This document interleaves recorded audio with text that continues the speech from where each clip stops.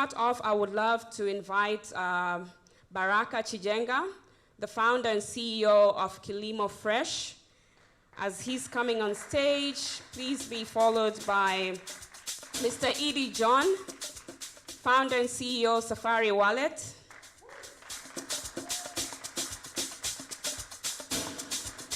And then followed by Ms. Harriet Peter, the Chief Product Development Officer for Smart Class.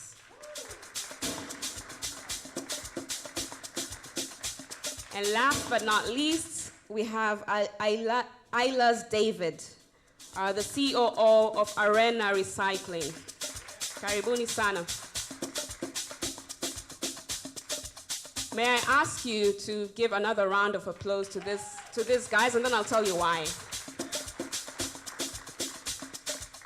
So in all honesty, to be an innovator, to be an entrepreneur in Tanzania, I think if resilience is in a DNA, then you have it in your DNA, because you must be resilient yourself as a person. So to take us off, I would really love to invite all of you to share with our audience what it is that you do. But we're so used to pitching, so we'll make this a 1-minute pitch. You will tell us what is the challenge that you saw, and what is your solution? So what is your company doing differently to solve this challenge? Starting with Baraka, karibu. Good morning, everyone. My name is Baraka Jeremiah. I'm a co-founder and CEO of Kilele Fresh Foods Africa. So our story began as a farmers, and one of the challenges we faced was food waste, where more than 40% of the food produced is wasted between farm and fork. And this is due to factors such as lack of proper storage facilities, poor transportation, as well as lack of direct access to the market. So we faced the same problems for over 3 years, and in 2018, we started Kilele Fresh for the purpose of helping other farmers who are facing similar challenges. Kilele Fresh is a B2B produce distribution platform that sources produce from smallholder farmers and delivers to customers in urban areas. Currently, we are working with customers in Dar es Salaam. We are serving the hotels, restaurant, catering companies, as well as retail stores. But also, we are doing export of habanero chilies, and recently, we started exporting avocados. And we're supporting more than 100 farmers currently in the region of Morogoro, as well as Tanga. And we've been in operation for more than 2 years now. So thank you so much.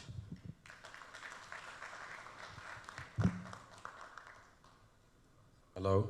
All right. My name is Edie John. I'm a co-founder at Safari Wallet.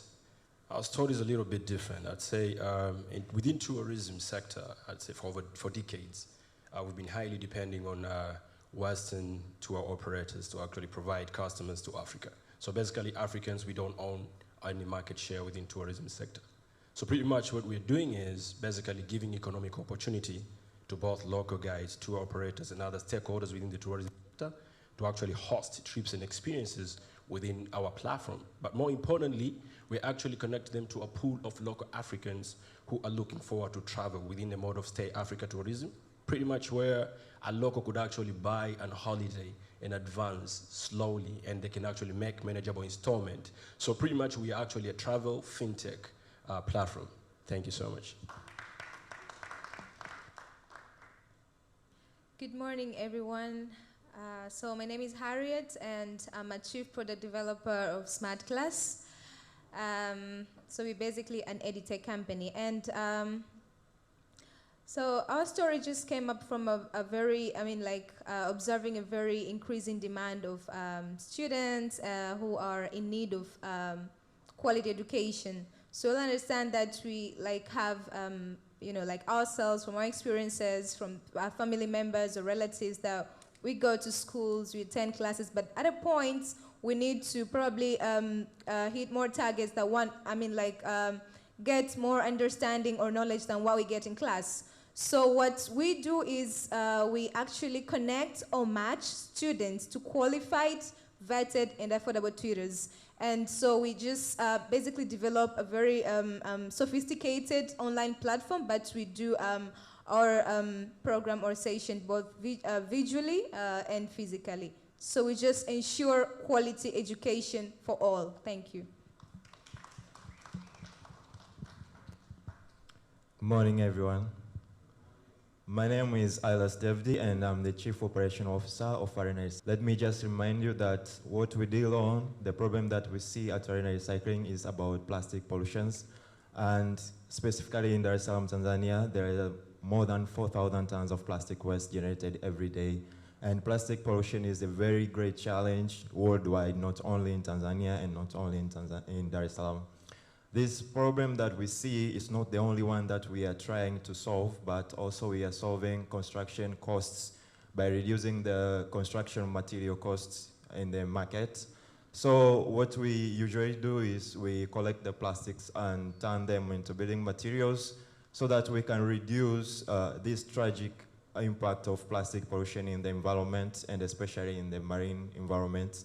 And also we produce bricks and pavements which are very affordable to the community compared to what is available currently. So we cut down the construction cost and also we create a world free from plastic pollution. Thank you very much.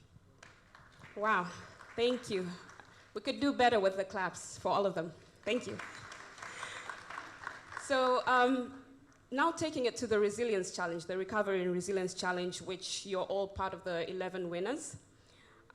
So my question would be, perhaps Baraka, you could share with us, because the program actually took you through a 360 look at the entrepreneur life cycle.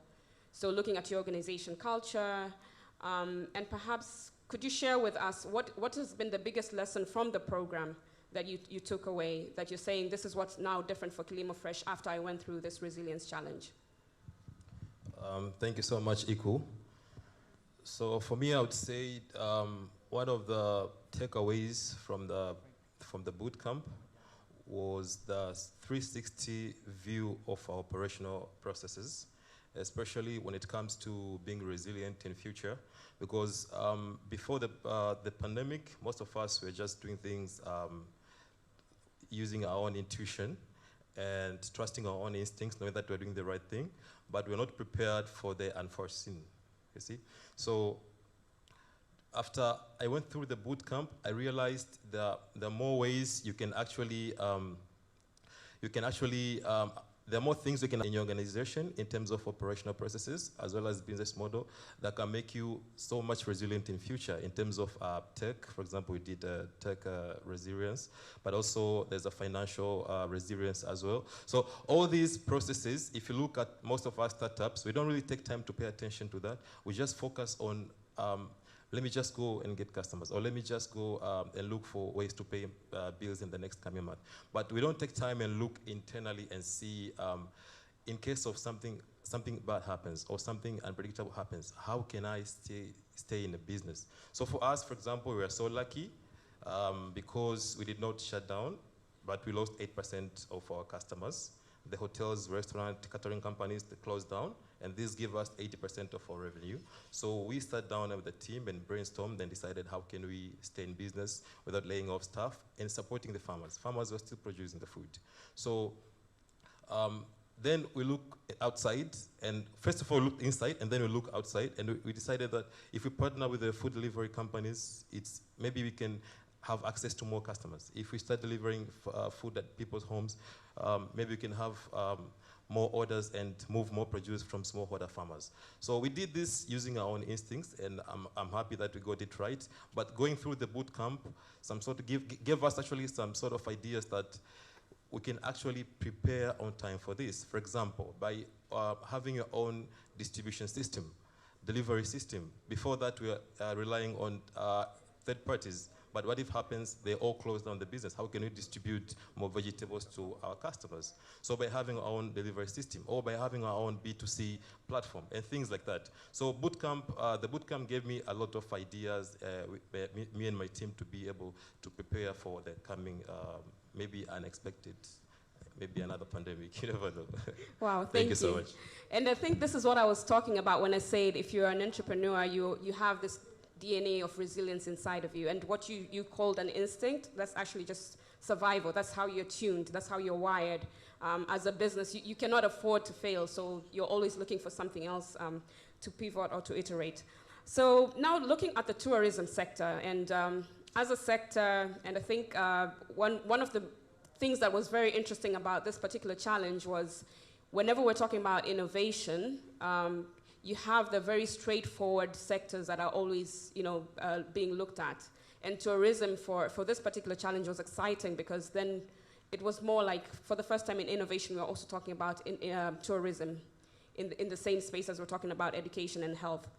So when we're looking at tourism for Tanzania in particular, I think the last quarter, 2020, we saw at least a 75% drop in terms of our income compared to 2019.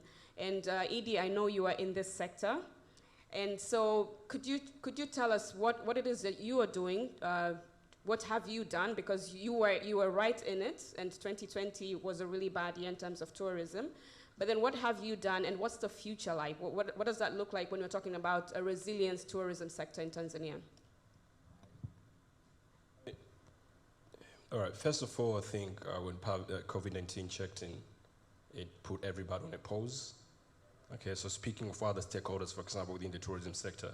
So at least every year since last year and past 2 years, Africa will receive at least 60 million international tourists. And Tanzania, we are speaking about 2 million. But when COVID-19 showed up, over 30 million canceled their plans straight. 20 million requested for their payment back. So imagine some of the companies in Tanzania, as I'm speaking to you right now, some that I know, they have about 400 employees and had to shut down and close the whole company. Investment and everything, it's gone. And that's the story of COVID. Now, we were in the same situation. So when I said a pause on April last year, myself, I was still in the office, and I was like, maybe it's the time to dive in the water. It's time to actually, stop doing this. But so I had to go online and start jumping into different kinds of boot camps, meetings with other organizations within Europe, Tanzania, and discuss on the best way we can actually change the tourism. The thing is that maybe we were just lucky we aligned ourselves into Stay Africa tourism, because we've been promoting local, but nobody really understood us. But when COVID-19 came in, it was actually a proof that we should start rethinking building our own market, because we don't own anything. Basically, if you see an ad promoting tourism, it might not really be directive to a Tanzanian, but to a European somewhere. Now, we started seeing companies start promoting trips to locals, but they were doing that wrong. But at least that was actually the right way, because they were trying to be resilient to survive within the market and also adapt the new models on how they could actually work with the locals and also see that opportunity. So saying that we were actually getting ready on April, we started being on those such of meetings, and then innovation, the resilience challenge came up. We're like, okay, maybe this is gonna be a pull-up or something. So we joined it. And for me, what I really learned during the boot camp was basically, one, be adaptive, all right? So if you were put in the middle of a war between altitude and your attitude, do not fight the altitude. So basically, do your best to actually copy and move with it. But the key point here is actually, how innovative can you be? Do you apply design thinking in what you're doing?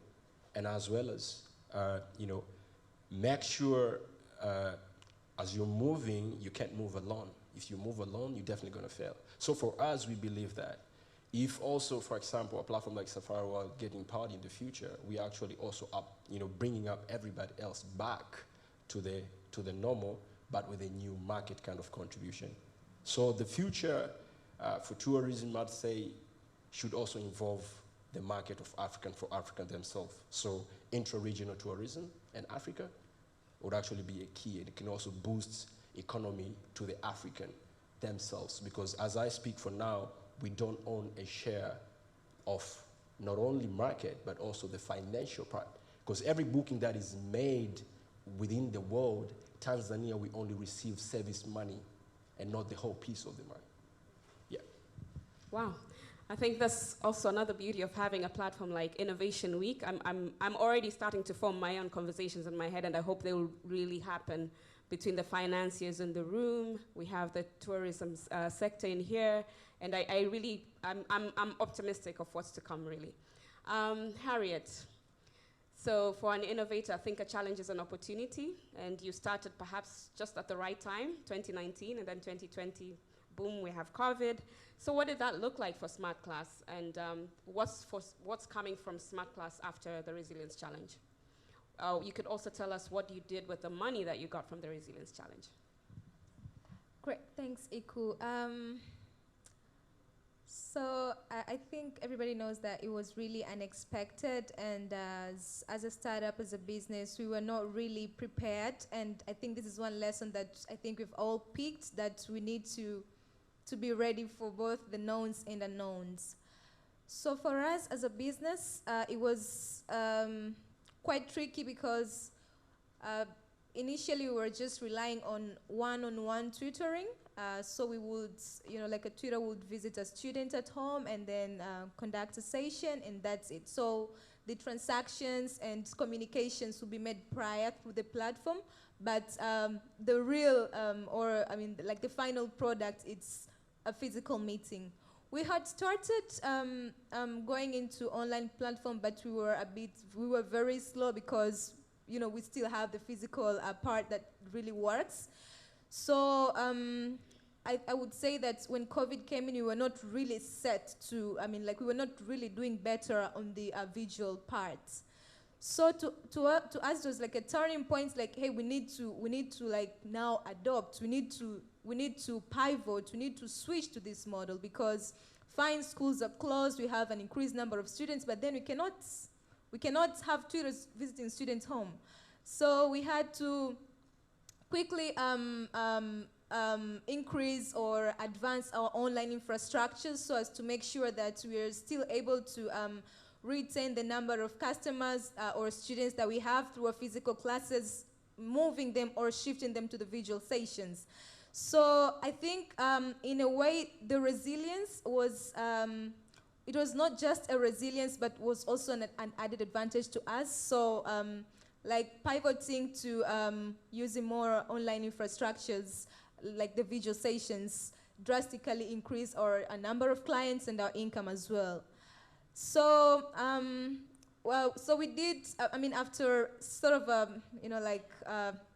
being alarmed with the pandemic, we had moved, but then we were still not, as my colleagues have said, as businesses, we just focus on, we need to get maybe more customers in the business, and sometimes we do not really sit and plan, okay, now this has happened, so what do we do so that maybe in future we, we have less issues. So with the Resilience Challenge, I would say to us, it was really impactful. It was really impactful to our business in terms of the training itself. So apart from, yes, we had a thought of advancing our online infrastructures, and we had moved, but also, so we had skills which were beyond what we were actually implementing. So the financial resilience, because advancing online infrastructures needs money, and we were not prepared for that. So we were like, oh, we do not just need to be resilient in the aspect of technology, but what about the finance part? So yeah, so that was also one of the great that the Recovery and Resilience Challenge impacted us with. So the training itself was really intensive. There was a lot of useful ideas.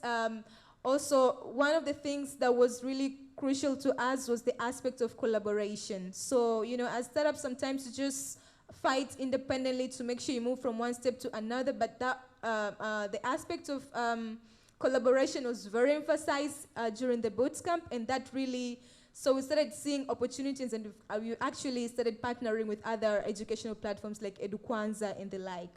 So that was a transformation to us. So besides the training, also the funds. So I would say that, so after the training, we had tried to, one of our plans was to really intensify our market strategies. So we have been trying to activate the number of customers that we've had previously. We've also tried to have more ads to advertise our company more.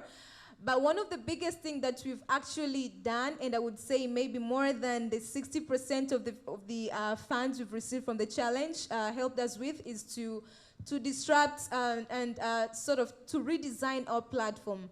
So what we are currently working on more is to make sure that fine, we have the online infrastructure, but then how do we make it more user-friendly? How do we make it more engaging? How do we make it more attractive in a way that even the customers that we have can access quite a number of services apart from just being tutored?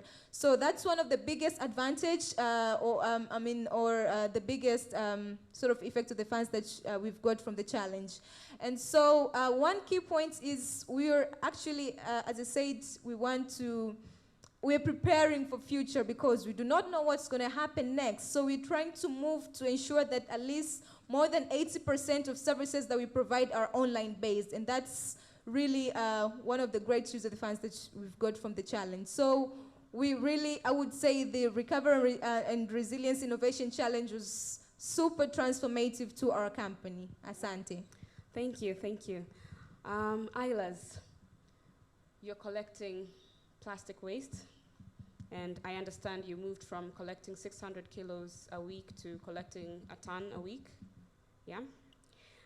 So you want to tell us from Arena Recycling, who is your biggest client? Because you're collecting this, you're turning it into bricks. Who's buying these bricks? Our biggest clients are construction companies and mostly the individuals for their constructions. So we usually do business to customer and business to business models. Yeah. And from the Resilience Challenge, you want to share with us what's your biggest takeaway? What was your biggest aha moment you're thinking, wow, we never thought about this for our company? Wow. Resilience and the Innovation Challenge taught us how to have the fundamental costs and consider them. Taught us that the money is the key of everything. Taught us to really focus on what's the major thing you need for a business to be running and still exist.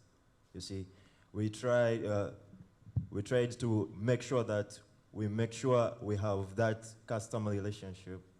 We made sure that we have our products used by our customers, and that's what we wanted. You see, we wanted that our market to still recognize that arena recycling industry is providing bricks for their constructions. Thank you, thank you.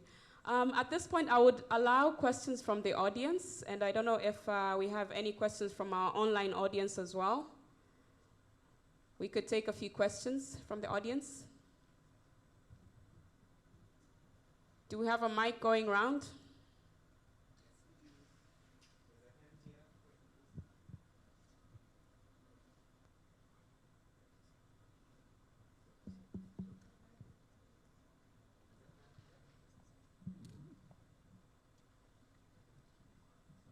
Na tujisikie huru kabisa kama tunataka kuuliza swali kwa Kiingereza. Iku turuhusu na panel yako kidogo wachanganye. Asante sana.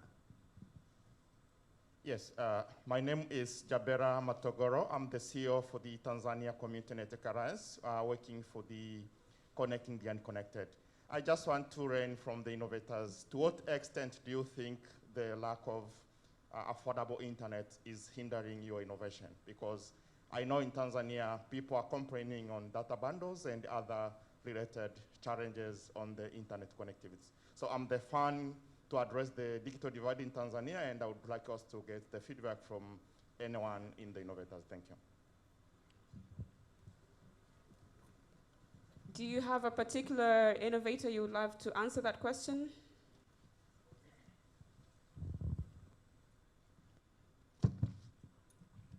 Yeah, especially the one working on the smart education. Thank you. Asante. Any other question? Do I see a hand? Thank you. Karibu. Your name and the question. If there's anyone specific you'd like to address the question, then. Hello. One thing that I should say that if you see me standing up, just know it's going to be a question relating to security affairs. My question is, especially to Smart Class TZ, yeah, since your platform is more of online based. My question is, since the pandemic has started, a lot of ongoing attacks has been hitting, either if it's startups, etc. And taking into consideration, because I went through your website, it allows users to log in into your system, etc. How have you managed to manage the security aspect of your clients' data, meaning people who register into your system? And how do you make sure that the policies that you have in terms of your system are more to protect the interests of your users? Thank you.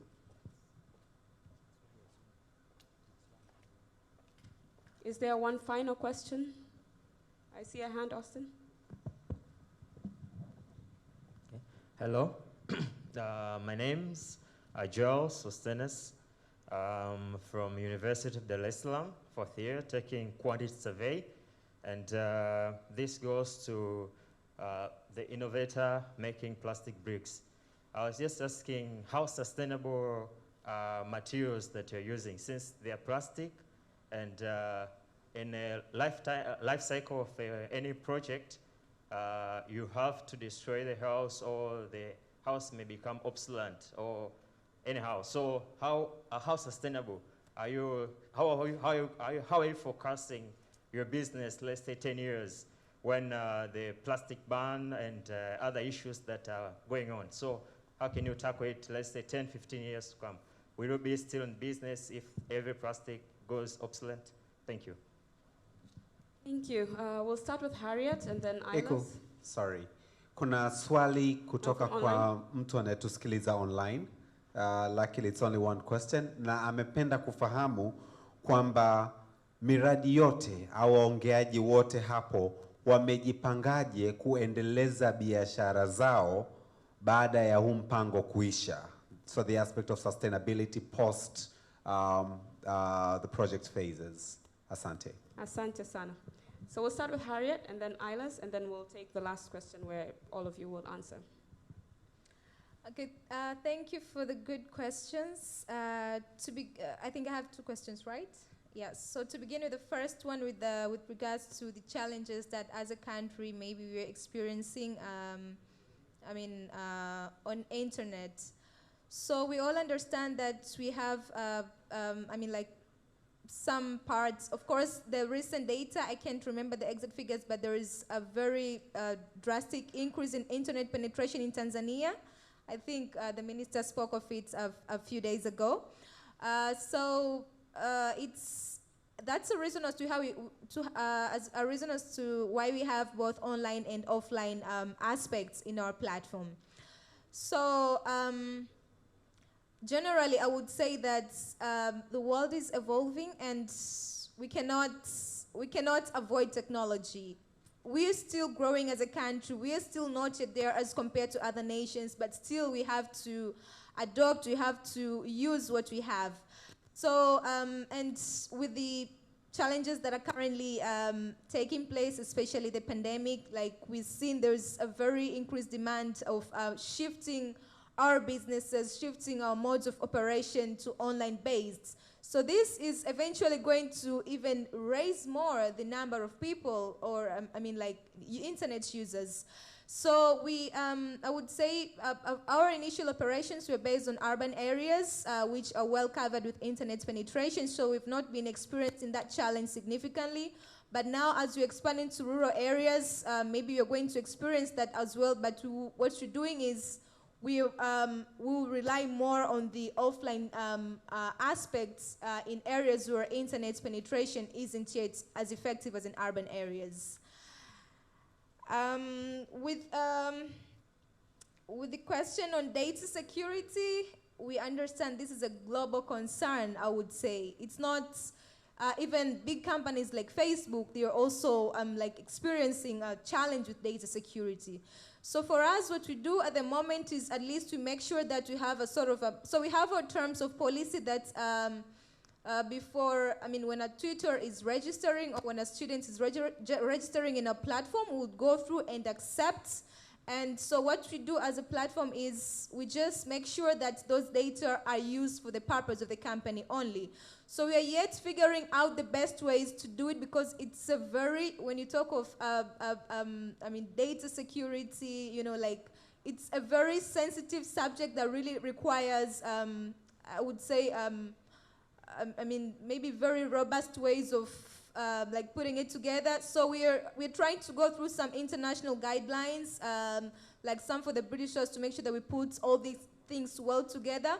But at the moment, I mean, we just make sure that as a tutor or as a student, if you've registered in a platform, then you have to agree with the terms of policies that we have. And we do not really take very sensitive information. It's just very basic things, and after we approve that, then there is limited access. Like you cannot, let's say if you're a tutor in Smart Class, there are some of the data that it's only the top management that can see so as to approve you as a tutor and not just every other person. So we are yet to go there, but it's really a challenge, I would say, generally. Thank you. Thank you for the good question, but I would like to remind you of something that innovation is about partnership, it's about connection, it's about resilience, it's about striving to overcome every challenge that you're facing throughout your innovation.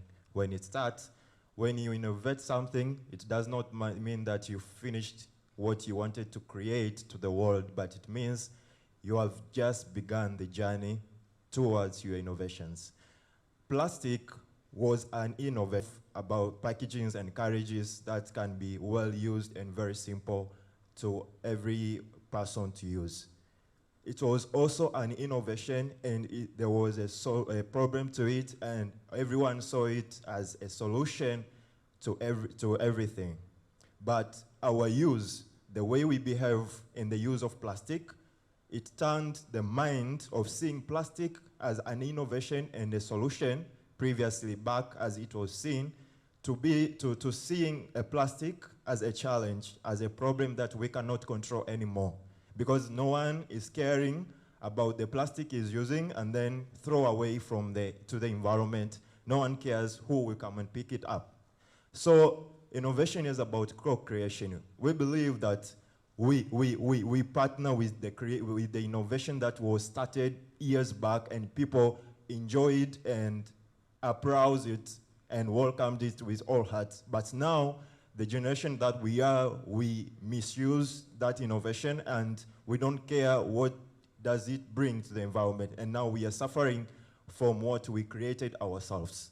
So I believe arena recycling industry sustainability is very strong, because still these two both are innovations that should both coexist within our environments.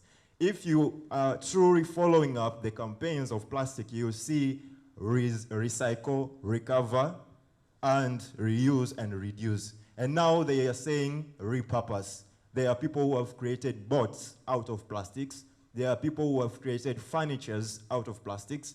And we are creating building materials out of plastic. We are not totally diminishing or totally banning the plastic. We are trying to reduce so that our environment could be safe and free from plastic impacts. But we still need the plastic for our own needs. What we need to change is the way we use and our behavior towards the use of plastic to the environment, because it's killing the species in the environment. The microplastics have caused a lot of death to the marine environment, and it's also killing us because it's bringing toxics to our healthy. So innovation is about co-creation. It's about being resilient. It's about striving to make sure that what you innovated extend and persists and brings to the world what you need it to be. Thank you very much. Wow, thank you. So to take the question that we got from our viewer online, mtueleze hii hela ikiisha, hizi biashara zenu zinaendeleaje?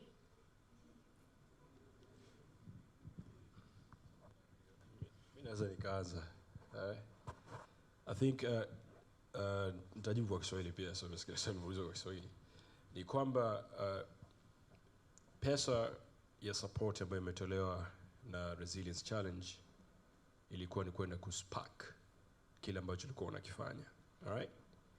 Alafu cha pili, kama tumeset biashara zetu katika kutengeneza profit. Maana yake tutawafikia wateja watanunua, kwa hiyo tuna uwezo wa kuendeleza biashara. Lakini hiyo inahitaji muda pia. Kwa hiyo njia nyingine inaweza kwetu sisi ni kutengeneza strategic partnership. Kwa sababu sio kila mali itakubidi ulipe pesa. Kuna mali kwingine utashikwa mkono, lakini una join hands na wale ambao watakusogeza kufika katika eneo ambalo utaonekana na investors as well ambao watakuja kuinvest katika biashara yako. Maana yake biashara yako itakuja kubakia endelevu. Kwa collaboration ni kitu cha kwanza. Una build up strategic partnership. Cha pili unafanya kazi na watu wengine. Cha tatu keki yako itapowekwa juu ya meza, investors wakaipenda, watataka kuchukua piece of it. Sisi tunaamini kabisa kwamba scalability ipo na tuna uwezo wa kuendeleza biashara zetu baada ya hapa. Asante. Okay, kia Safari Wallet ikiwekwa hapa sasa hivi watu wanakuja kukata kula. Au watu ni investors, ndio? Yes. Kwa hiyo bado ipo Safari Wallet. Ipo kabisa, keki ipo wazi. Anybody else anataka kujibu swali hili? So kwa upande wetu sisi, I think ile program yenyewe ya bootcamp, ile bootcamp ambayo tulifanya ya recovery and the resilience, sawa. The purpose ilikuwa ni kutusaidia to be more resilient and sustainable in future. So baada ya kupitia training and then kupata ile grant funds, so sisi tulichofanya tuliangalia ni sehemu gani tukiweka hii pesa itatusaidia baada ya program kuisha kuendelea kuwa kwenye biashara, lakini pia kuendelea kuendeleza kile ambacho tulikuwa tumekianzisha ambacho ni kwa mfano home deliveries.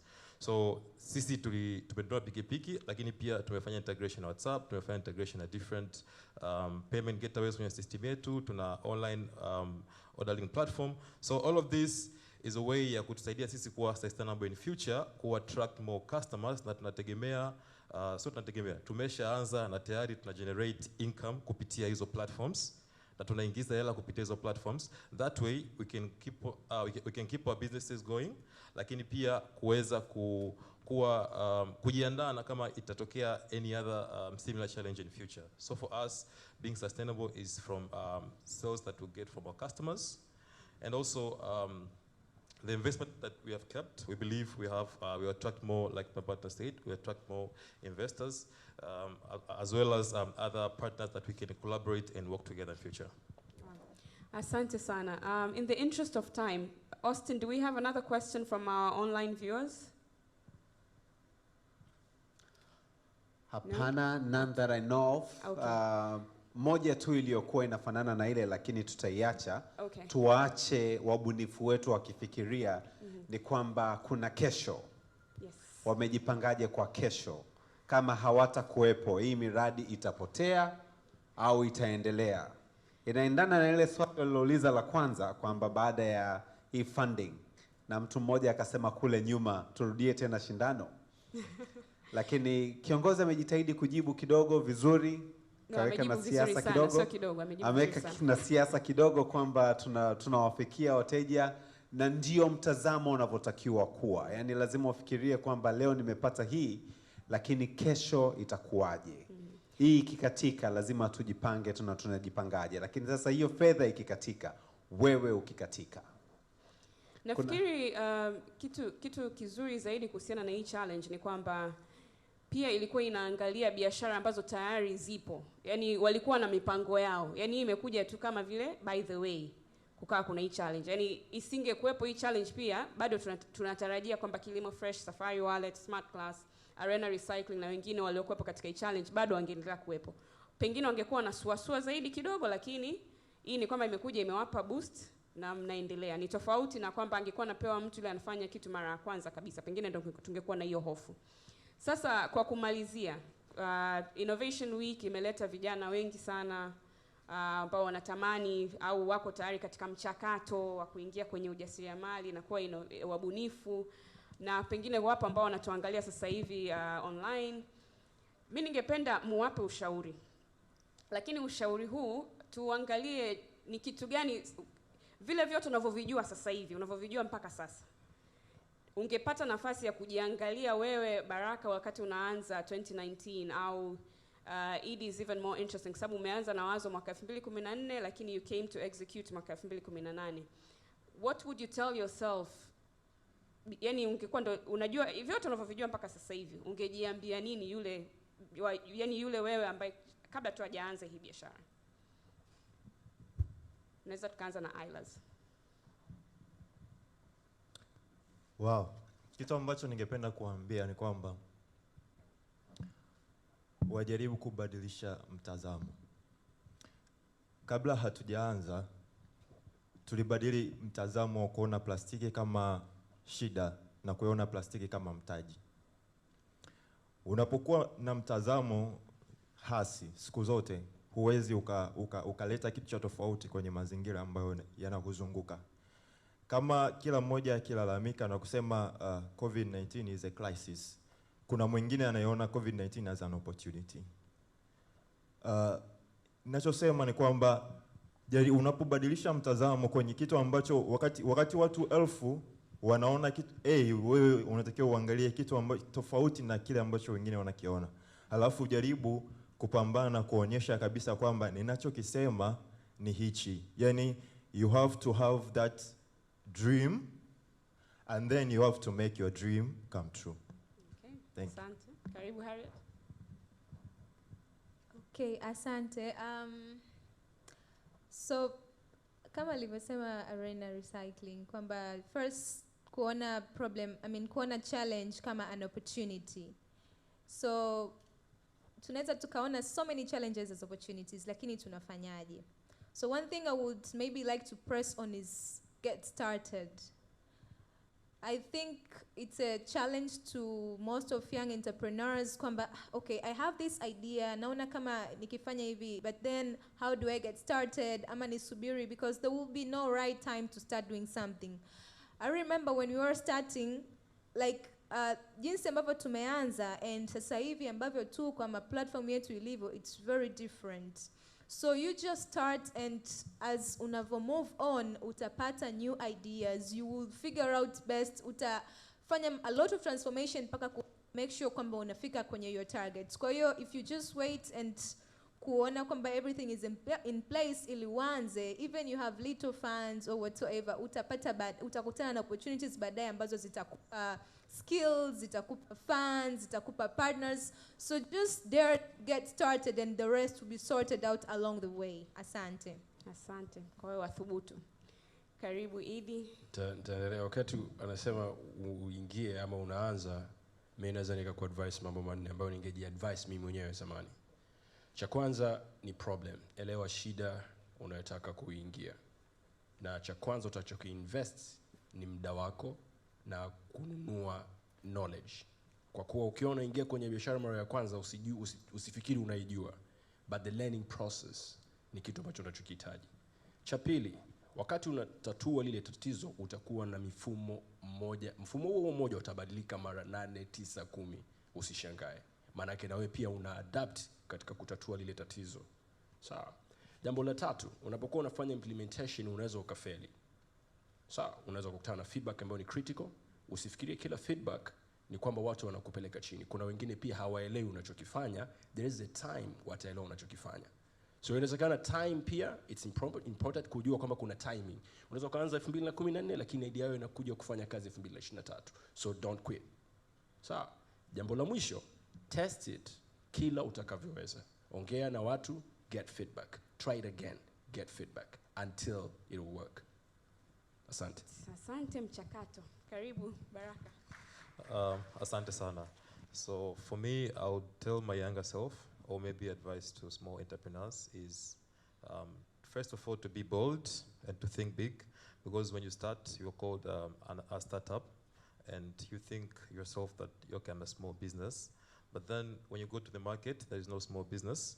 So there's only business, and you have to fight with the big sharks sometimes. If you think more, you won't be able to take on big opportunities as well. And also, we should get rid of this entitlement that we deserve everything for free, because we're going to pay for everything eventually, and it's that mindset that keeps us growing very slow. So the moment you think of yourself that I'm doing business, of course I'm a startup, but I'm doing business and I have to get somewhere. You have your own milestone. Then you are already on the way to get to where you want to go. How you do anything is how you do everything. So if you start doing the right things, since when you're a small company, you keep on that way and you grow very fast as compared to other startups. Wow. Asante sana. Asanteni sana, our lovely audience, na wote ambao mmekuwa mmetujoin online pia, tunashukuru. And that is a wrap from us, from this panel discussion. Asanteni sana. Kilimo Fresh, Safari Wallet, Smart Class, Arena Recycling. Thank you Asante so much. sana Iku Lazaro and the entire panel. Jamani, tuwapigie makofi tena ya mwisho wakiwa wanashuka. Tumejifunza mengi. Kama wewe ni mjasiriamali kijana au ni mjasiriamali, kuna manondo ambayo tumepata. Kitu kikubwa tumeambiwa, have courage, anza, usisubiri na ujipatie ruhusa ya kujifunza. Vitu vikiwa vinabadilika, usiogope, jua kwamba unakuwa na biashara yako pia inakuwa. Austin. Na kwa kuongezea tu, hapo uliposema usiogope, unakuwa na biashara yako inakuwa, ni kitu ambacho kimenivutia sana kwa hawa vijana. Sijui kama kuna hata mmoja amefika miaka 25. Lakini ni hali yao ya uthubutu, that daring spirit that they have. And ladies and gentlemen, be reminded, these are just 4 out of the 11 recipients wa hiyo seed fund ambayo wamepata. Kwa hiyo wamekuja kuwakilisha projects nyingine 11. Kwa hiyo tunaona ni jinsi gani Tanzania tunaenda kuwa a very digital, na jinsi gani tuko katika digital economy. Na kulikuwa watu 300 wali apply. Na katika hao watu 300 hizo projects zote zina run. Hiko ilikuwa ni kigezo kimoja. Absolutely. Kwa hiyo tuko sambamba kabisa tunavyosema kwamba tunaenda katika uchumi wa kidijitali. Kalila. Absolutely. Tanzania tunapamba moto. Napenda kunukuu maneno ya rafiki yangu mmoja, mkubwa wa shirika la kazi Tanzania, ILO, aliwahi kuniambia kwamba Austin, unajua hii dunia tumeikopa. We've borrowed this world from the future generation. Nimependa sana moja ya projects ambazo vijana wameongelea kwenye recycling plastic. Unajua plastic mpaka kuja kudissolve completely inachukua miaka 800. Kwa hiyo sisi ambao tuna tabia za unakunywa maji unatupa chupa kiholela, miaka 800 ijayo sijui ni vizazi vingapi watakuja kupata shida ya hiyo chupa. Kwa hiyo lazima tunapoona initiatives za vijana kama hawa tuwa support.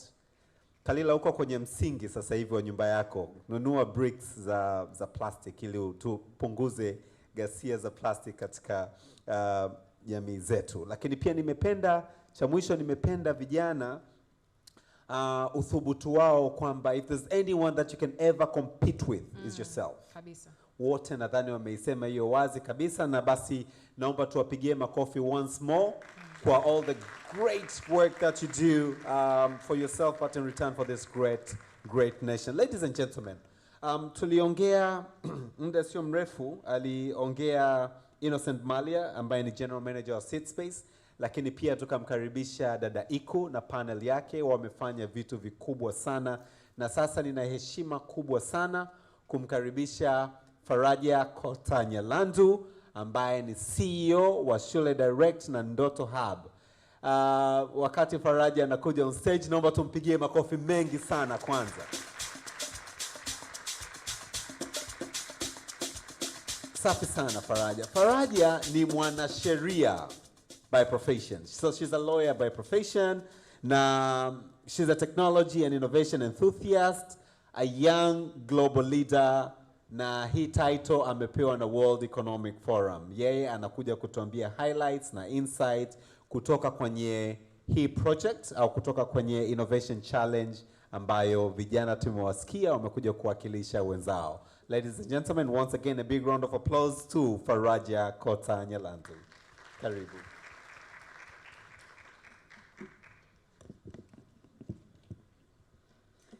Thank you, Austin. Good morning, ladies and gentlemen. It's again a great honor to be part of this amazing week, and I'm sure the energy is still running very high even though we've had such a long week. But it's my pleasure to share with you the highlights and insights from the Resilience and Recovery Challenge these are the insights that we picked up from the applications of the startups, but also from the startups as we did the training, and later on from their journey during the mentorship and support program that we provided.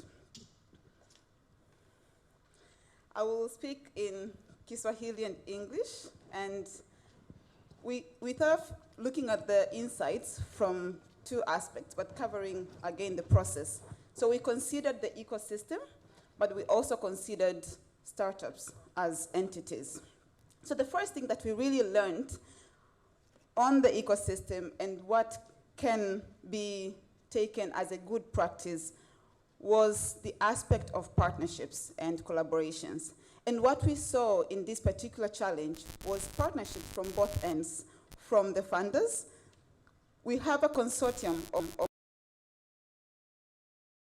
that we think should be emulated and should be taken forth with other partners, with other funders, when it comes to supporting the ecosystem. On the other side, Ndoto Hub and Seed Space also collaborated. We also went into a partnership to implement this program. In that way, we see partnerships actually being proactive in the sense of doers, but we also see funders learning to work together and finding a common ground based on their common objectives. We also think, based on this challenge, we also think we need to work towards a more inclusive ecosystem. What we learned is we saw applications mostly from Dar es Salaam. We saw applications from previous winners. We saw applications from the same industry, so to say, but we also saw applications from men, not so much from women entrepreneurs. But then we also saw applications coming in. Of course, if you look at the education levels, most of them were graduates, and some of them were high school graduates. And if you look at it, it was also on our case, is how we also positioned the application. It was a digital application, but it was also in English. We also learned that we have to be more inclusive in terms of how do we reach the entrepreneurs, how do we reach industries that, if you look at the grand scheme of things, are not necessarily integrated, they're not necessarily included. So we want to be more inclusive in the future. We think that we should be aware of the differences in terms of literacy, economic differences, but we also want to support more women, and we also want to cover a bigger geographical area. We also think there has to be deliberate efforts to support more women entrepreneurs. We tried in terms of our screening, in terms of the challenge itself, the call for applications, but we think, again, these are lessons that we think we could have done better as well as program implementers, but we also think these are things that we should learn as an ecosystem. There has to be considerable deliberate efforts to support more women entrepreneurs. And again, it takes a whole range of different things, from the call itself, from the industries that are supposed to be applying to the call, from the screening process, from the application, but then again, also from the program design and the program support available. The other thing, which I think is also, is almost a myth, but it's not true. We think that innovation should be tech-based. We've made it synonymous that innovation is always technology, but that is not the case. Innovation could just be an improved process, an improved product, an improved service that does not entail using technology, that does not entail using a digital platform. And we think when we speak of innovation, we have to do away with this myth, because it now forces people to only consider digital platforms or tech-based solutions as innovations. Last week, we were in Dodoma for Makisatu, an Innovation Week Dodoma. And what we saw amazing innovations that were not necessarily tech-based. And we have to broaden this definition, but we also have to make it relevant to our environment, to our context. We have to understand what is innovation in our ecosystem, and not necessarily the borrowed or the global definition of innovation and what works in other markets. And on the same note then, context and relevance are very important, because what we see is we do understand our users, we do understand our needs, but we design solutions that are not necessarily considering where they are and what is particularly a challenge at that point. When we speak of resilience, we're speaking of adjusting and accommodating their changing needs, growing with them, meeting their demands. So when we consider context because if you're always contextual, you'll always be relevant because you will be solving a solution that is touching people's lives. Okay. And now technology wants to fail me. Okay. Yes, great. And now, so those are some of the lessons, some of the insights we picked for the ecosystem, things which we also learned. But we also learned a lot from the startups, again, from the application process, but also when we engage them during the training and throughout the program, the mentorship and support program. It was very clear that resilience is contextual. There is no blanket solution or blanket definition for resilience. What is actually resilience in a specific industry, say tourism, will be very different with resilience in education. What is resilience for, again, a female entrepreneur will be very different for a male entrepreneur. And during this, when the pandemic broke out, we really understood all these differences. And we came to learn we cannot interpret people's journeys, entrepreneurship, solutions in the same way for everyone. They have to be very contextualized. They have to be very contextualized, and we have to take time to understand individuals and enterprises in their own sense, and not necessarily assuming or taking other information or other insights from another enterprise and wishing to apply it to another one. And again, in the same note, we really believe that startups have to be human-centric. As I said earlier, the moment you're human-centric, it really means you will be growing and adapting to the ever-changing needs of an enterprise, of your user, but also of the demands of your ecosystem. And in that way, it means you have to adapt this, not necessarily when a pandemic breaks out. You just have to learn to be human-centric as a way of life. It's something which you should your entire enterprise design, your solution should be human-centric. It should not wait until a challenge breaks out, and that is when we seek to engage, we seek to understand more about our users. We also learned the role of value and supply chain. We think it's very important for startups to understand, instead of starting afresh, to really leverage existing infrastructures, existing supply and value chains. And what it means is that, so let's say you have a tech solution, you can actually seek to work with an MNO and leverage their infrastructure, leverage their data, leverage their operations to actually make your solution leapfrog, but also reach more people. And we think when it comes to resilience, it really is about finding what works and learning to collaborate in a way that it lessens your workload, but it also supports the other person to fulfill what they also intend, so finding that common ground. We also think it's okay to fail, so long as you're failing fast and you're failing forward. Innovation is about trying, testing, iterating, pivoting. And it's okay to try things out. It may not work out, but you'll pick some lessons.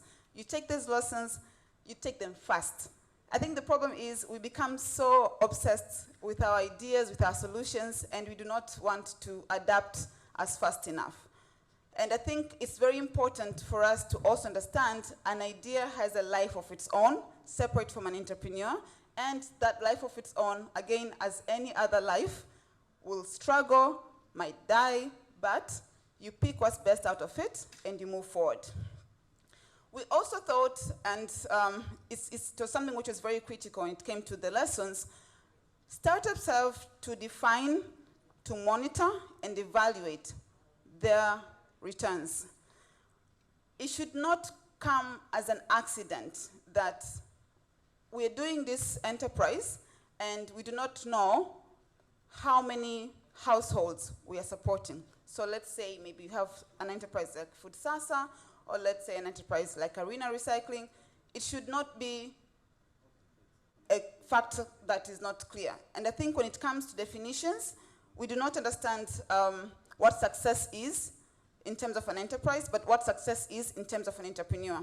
We have to make our own definitions of that success, but we also have to be willing to track it, to monitor, to understand what is changing, what is the impact, what is my return, and to understand how are we placed in the entire ecosystem as a startup. It was very important as well when you looked at the startups that we worked with, for them to also understand their social returns. Most of them, of course, focused on the financial returns. They focused on how much money they're making, how much investment they're attracting. But we felt it was very important for them to also consider the impact they were making, the social returns they were gathering, and how they're actually making a collaborative impact with other people in the ecosystem. And again, we want them to not be an island. We think startups and enterprises, and again, the entire ecosystem, we have that silo syndrome where we want to work in our own pockets, we want to work covered in our own cocoon, and we want them to learn to collaborate with other people. We want them to learn to engage other people and find people who can actually help them to achieve their goals. And we think when we look at the silo syndrome, it's mostly because success, again, has to have an attribution, and we want that attribution to be mine or to be based on my enterprise. But we think together we can achieve so much more than being in pockets or being in silos and being competitions or competitive and not necessarily wishing to complement each other. So it was a strong lesson. But the other thing which was really a strong insight for us was startups and entrepreneurs want support. The question is always, who gives them the support, where can they get the support, and how can they be supported? It was very clear that as much as support is there, there was a disconnect between existing support and where the entrepreneurs are and how the enterprises were structured. It was very hard for them to also know which kind of support they should get, what kind of support they need. And then there's also a clear disconnect on the side now of, let's say, incubators or accelerators and the entire ecosystem to understand how best can I support this enterprise. And again, because every enterprise is very personal, it's very individualized in terms of the entrepreneur, in terms of the enterprise itself.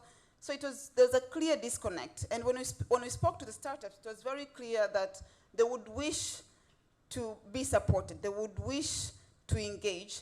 They just did not understand how best to do that. So there has to be deliberate communication in terms of what we can provide in the ecosystem to support entrepreneurs, to support startups. It has to be very clear how we can also reach the ones we've left behind, entrepreneurs with disabilities, female entrepreneurs, regions where are not covered, and enterprises not necessarily in our common industries or enterprises that are not necessarily tech-based. And I think when you look at the majority of the enterprises in Tanzania, it's very clear that most of them, especially startups and young people, most of them will not be in technology. So how do we start bringing them to the ecosystem? How do we now open up our doors to allow more people from industries that are not necessarily traditional innovation industries to also come in and also be part of this ecosystem, but to also meet them where they are in terms of their journeys, in terms of their challenges, but also in terms of the opportunities that can be provided to them. So thank you so much. And for us, the biggest thing is we have to work together. And it is very clear that was the biggest lesson, the biggest insight from this challenge, the potential, the growth that can come out of partnerships and collaborations. And for that reason, I would like to thank all the partners that supported us, that supported this challenge. It was really good because we really learned so much from these startups, and we really hope to work together again with Seed Space, but also with the partners, and we look forward to a great innovation year until the next Innovation Week, and hopefully to more resilience challenges. Thank you so much. A hand of applause. We have to work together. Asante sana Faraja. Kabisa kabisa. Inabidi tufanye kazi kwa pamoja. Hongera sana Faraja and the team for the job well done. Hongera pia to all the our plans. DJ White, tuendelee kidogo hapa, tuna mchakato mwingine. We want to engage everybody in the room and those online as we are preparing to move forward. Absolutely. Na wakati tukiwa tunafanya hivyo, kuna wale watu wanaohusika na burudani, the band, tunawaomba tuonane sasa hivi. The band, tunajua tuko hapa tumejichanganya, tunataka okay, vema. Basi wakati Faraja anaongea, alinikumbusha maneno fulani kutoka kwenye animation fulani. If you fail, if you fall, there's only one way out. There you go. Yes. Nimependa sana Faraja, sio amejificha wapi tayari, lakini nimependa sana hayo maneno, amenikumbusha na naamini kila mmoja wetu atayachukua as a take. Na nadhani hiyo ni spirit ambao watu wengi humu ndani wanayo. And that's the thing about the innovation ecosystem. Between all the sponsors, the partners, pamoja na the co-organizers, na innovators wenyewe. Ukiangalia hii ecosystem, it's really very it's a thread that connects. That whole thing of the whole spirit of never giving up. Kabisa. Ukiingia humu ndani ukisikia watu wakikupigia story za failures or almost failures humu ndani, tutaandika novel. Kabisa. Na hivyo ndo vitabu vizuri vya kuvisoma. Hapo sasa. Na moja ya vitu vingine ambavyo Faraja alivisema kwa msisitizo sana. Ndio. Tunaposikia innovation jamani, kitu ambacho kinachokuja akilini mwetu sasa hivi ni tech. Kwamba dai nitalipata wapi lile mashine, nitalipata wapi lile, lakini ametukumbusha kwamba innovation is not necessarily tech. Sawa Kwa hiyo napenda moja definitions ambazo nimejifunza za innovation kutoka kwa Joe Manirakiza ni kwamba ukifanya kitu tofauti, you're being innovative. Sindio? Justina, head wa innovation na NMB yuko hapa natingisha kichwa kabisa kukubaliana na mimi kwamba innovation ni kufanya kitu tofauti. Na kuna msemo ambao unasema huwezi ukapata matokeo tofauti. Kalila, do you want to finish that statement up? Hauwezi kufanya kitu tofauti. Huwezi kupata matokeo tofauti kwa kufanya kitu kile kile. Kwa kufanya kitu kile. So you need to innovate to get different results. Especially kama unajaribu kutatua tatizo. Kabisa. Na matatizo tunayo mengi. Na yataendelea kuwepo. As long as we are not thinking about doing things differently. Correct. Kitu kikubwa ambacho amekizungumzia na amemaliza nacho ni partnerships. We have to work together. And that's the spirit of Innovation Week. Innovation Week Tanzania has a plethora of partners, sponsors, pamoja na co-organizers. Tunawashukuru sana. Absolutely. Labda tuwataje kidogo mabibi na mabwana so that we can recognize all the people that go together to make this possible. Kabisa. Austin, our co-organizers. Yes, HDIF wakishirikiana kwa ukaribu kabisa na COSTECH pamoja na UNDP. Jamani, a hand of applause for our co-organizers. Makofi mengi kwao, tunashukuru sana. Asante sana. And then we have our sponsors.